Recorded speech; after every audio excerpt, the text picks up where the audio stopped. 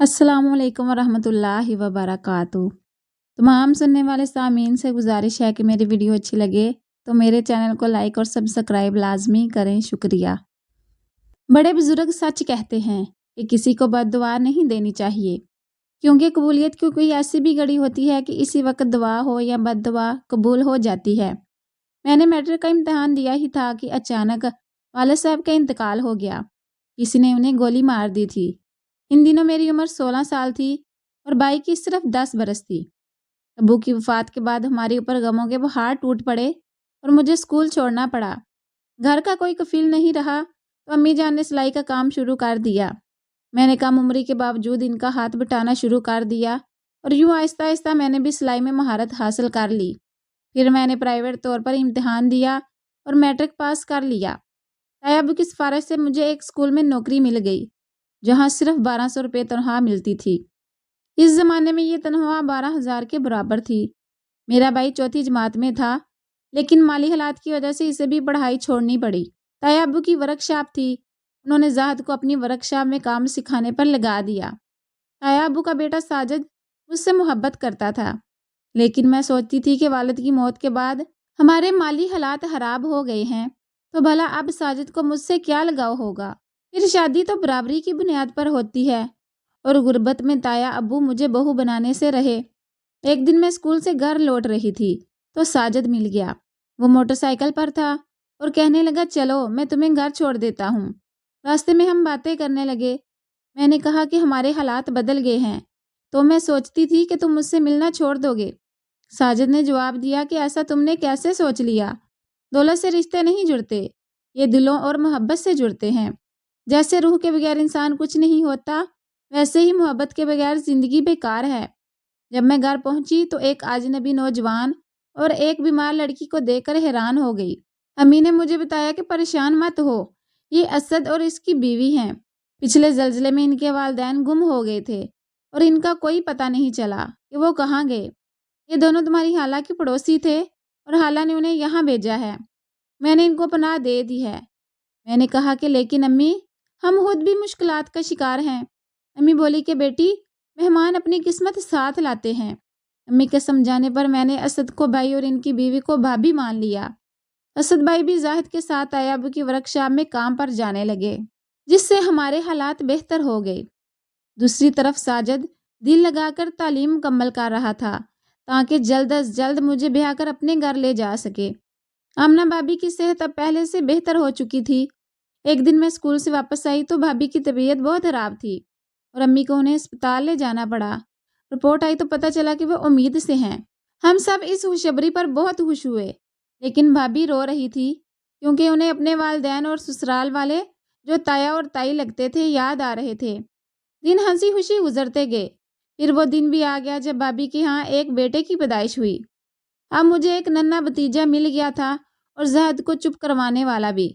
अम्मी जान ने पूरे मोहल्ले में मिठाई तकसीम की कि अल्लाह ताला ने असद भाई को चांद सा बेटा दिया है। मैंने इसका नाम अली रखा।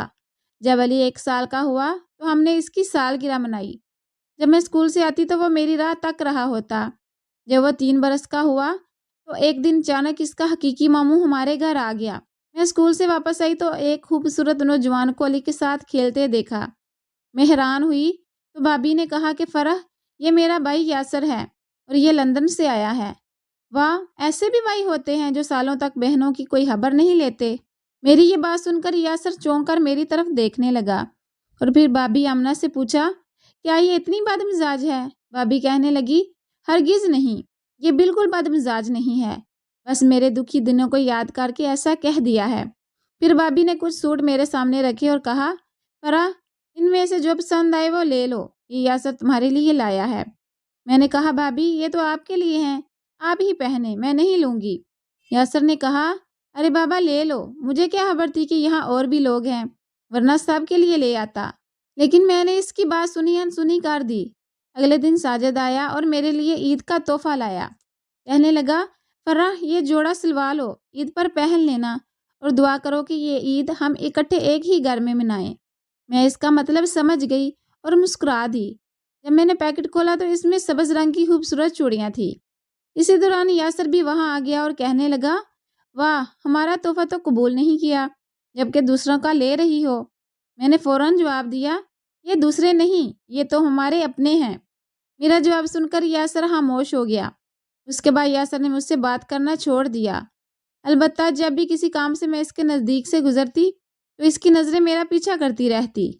میں سمجھ گئی تھی کہ وہ مجھے پسند کرنے لگا ہے۔ اگر ساجد میری زندگی میں نہ آیا ہوتا تو شاید میں یاسر کا ہاتھ تھام لیتی۔ وقت تیزی سے گزرتا گیا۔ ایک دن تایا اور تائی میری شادی کی تاریخ لینے آ گئے۔ امی نے خوشی خوشی تاریخ دے دی۔ جب یاسر کو اس بارے میں پتہ چلا تو اس کی حالت غیر ہو گئی۔ ایک دن موقع پا کر اس نے مجھ سے اپنی محبت کا اظہار کیا، مگر میں نے صاف کہہ دیا کہ ساجد میرا منگیتر ہے اور اب وہی میرا سب کچھ ہے۔ ہم دونوں ایک دوسرے کو دل و جان سے چاہتے ہیں۔ میرا جواب سن کر یاسر کی آنکھوں سے آنسو بہنے لگے۔ میں نے کہا، روتے کیوں ہو؟ تمہیں کوئی اور مل جائے گی۔ وہ بولا، اور کوئی نہیں چاہوں گا۔ اگر تم مجھے نہ ملی تو دعا کرتا رہوں گا۔ میں نے پوچھا، کیا دعا کرتے رہو گے؟ اس نے جواب دیا، یہی کہ تم مجھے مل جاؤ۔ خدا کرے تمہاری شادی ساجد سے نہ ہو، اور اگر ہو بھی جائے تو تم اس سے نہ ملو، مجھے مل جاؤ۔ میں نے کہا، کیسی عجیب و غریب دعا ہے تمہاری جو سمجھ میں نہ آئے کہ ایسی دعائیں بھی قبول ہوتی ہیں۔ یہ کہہ کر میں نے اس کی طرف سے منہ پھیر لیا۔ اس کے بعد پتہ نہیں کیا ہوا، بس اتنا معلوم ہے کہ یاسر بیمار رہنے لگا۔ اس کی صحت روز بروز گرتی جا رہی تھی۔ بھابی کے اصرار پر وہ لاہور چیک اپ کرانے چلا گیا اور ادھر میری شادی کی تاریخ نزدیک آ گئی۔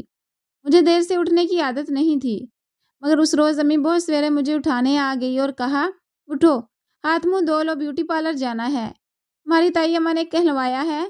میں نے ہاتھ منہ دھویا، ناشتہ کیا اور پھر ساجد کی بہنیں مجھے لینے آ گئی۔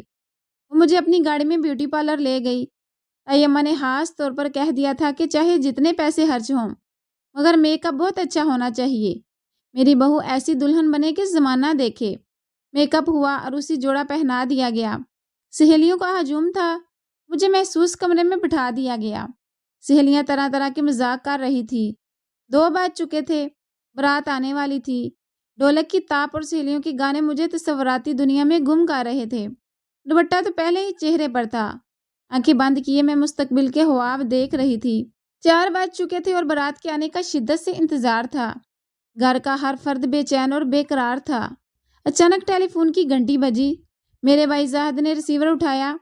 دوسری طرف تایا ابو بول رہے تھے کہ دلہا کی گاڑی کا راستے میں ایکسیڈنٹ ہو گیا ہے، اسے فوراً ہسپتال لے جایا گیا ہے۔ پل سے جب گاڑی موڑ کاٹ رہی تھی تو کسی نے پہلو سے ٹکر مار دی۔ یہ سن کر معلوم ہوا کہ ساجد کو ہسپتال میں داخل کر دیا گیا ہے اور شادی ملتوی ہو گئی ہے۔ میں جو کہ توں بیٹھی رہ گئی۔ ادھر ہسپتال میں جب ساجد کو ہوش آیا تو اس نے اپنے والد کو بلایا۔ پہلا سوال یہی کیا کہ یہاں سے سسرال والوں کا گھر کتنی دور ہے؟ انہوں نے جواب دیا کہ یہی 2-4 میل کے فاصلے پر ہے۔ ڈاکٹروں کی ہدایت کے مطابق ساجد کو 3 دن بعد ہسپتال سے فارغ ہونا تھا، مگر اس کی ضد اور شوق کے سامنے کسی کی نہ چلی۔ وہ اسی وقت گاڑی میں بیٹھا اور زخمی حالت میں بارات کو لے کر آ پہنچا۔ گھر سے مہمان جا رہے تھے، لیکن جب انہوں نے بارات کو دیکھا تو سب خوش ہو گئے۔ ہر طرف چہل پہل ہو گئی، خوشیاں لوٹ آئیں اور شادیانے بجنے لگے۔ نکاح کے بعد ساجد کو ایک کمرے میں لٹا دیا گیا۔ جب وہ بستر پر کروٹ بدلتا تو چوٹوں کی وجہ سے اسے تکلیف ہوتی تھی۔ شدید چوٹوں کے باعث اس کے چہرے کا رنگ زرد تھا اور ماتھے پر کرب کے آثار نمایاں تھے۔ میں آدھے گھونگھٹ کے پیچھے سے اسے دوسرے کمرے میں بیٹھ کر دیکھ رہی تھی اور بے حد غمگین تھی۔ وہ اپنی درد بھری آواز کو دبانے کی بہت کوشش کرتا تھا، لیکن درد کی شدت سے اس کی چیخ نکل جاتی تھی۔ میں عروسی جوڑے میں عجیب پریشانی کا سامنا کر رہی تھی کہ اچانک امی آئی اور میرا بازو پکڑ کر آہستہ آہستہ ساجد کے کمرے میں لے گئی۔ ساجد نے آہٹ سن کر کروٹ لی اور مخاطب ہوا، چچی جان، معذرت چاہتا ہوں کہ میری وجہ سے آپ لوگوں کو ناگہانی کرب کا سامنا کرنا پڑا۔ یہ تاخیر قدرت کی طرف سے تھی، میری طرف سے نہیں۔ فرح سے خاص طور پر معذرت خواہ ہوں کہ اس سے بھی غم اور دکھ کا سامنا کرنا پڑا۔ امی ساجد کو دعائیں دیتی ہوئی کمرے سے باہر چلی گئی۔ میں نے ساجد کو سہارا دیا تو وہ تکیے کے سہارے بیٹھ گیا اور سامنے میز پر رکھے بریف کیس کی طرف اشارہ کیا۔ میں نے بریف کیس اٹھا کر اس کے سامنے رکھا۔ اس نے سونے کی انگوٹھی نکالی اور میرا ہاتھ تھامتے ہوئے انگوٹھی میری انگلی میں پہنا دی۔ ساجد بہت دنوں سے جدائی محسوس کر رہا تھا اور اسی لمحے کا منتظر تھا کہ یہ جدائی کی گھڑیاں ختم ہو اور ہم دونوں اکٹھے ہو جائیں۔ پھر اس نے بے تکلفی سے میرا گھونگھٹ اٹھایا اور مجھے خود سے قریب کرنا چاہا، لیکن اسی لمحے وہ شدید کرم میں مبتلا ہو کر تڑپ اٹھا اور اس سے کے شروع ہو گئی۔ میں گھبرا کر امی کو آواز دینے لگی۔ تبھی سب دوڑ کر آئے۔ تائی اور تائی بھی دیوانہ وار پہنچ گئے۔ فوراً اسے ہسپتال لے جایا گیا، جہاں وہ بے ہوش تھا۔ اگلے دن ڈاکٹروں کی ہزار کوششوں کے باوجود اسے بچایا نہ جا سکا اور وہ اپنے حال کے حقیقی سے جا ملا۔ میں سکتے میں بیٹھی رہ گئی۔ جب مجھے ساجد کے انتقال کی خبر دی گئی تو یاسر کی عجیب و غریب دعا یاد آ گئی۔ کبھی کبھی واقعی عجیب دعائیں بھی قبول ہو جاتی ہیں۔